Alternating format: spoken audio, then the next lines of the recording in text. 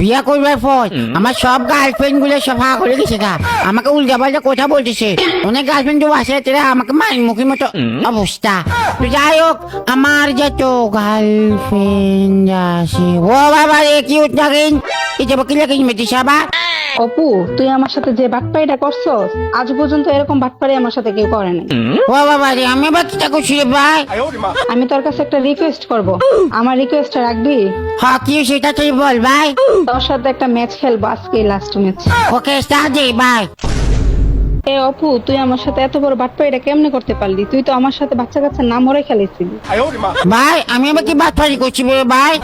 তুই তো আমার সাথে মিল্লা বাচ্চা কাচ্চার নাম ওরে খেলেছিলি। তুই এখন এটা কত বড় একটা বাটপাড়ি করলি আমার সাথে? তুই বল আমাকে, তুই বিয়াটা কেমনে করলি আমার রেখা বল। ভাই আমি বিয়া করছি কোন সময় রে ভাই? তো এগুলা কি দেখছি আমি? কই কি দেখছ? শেরওয়ানি পইরা বিয়ে করতেছে, সবাই আমার এসে বলতেছে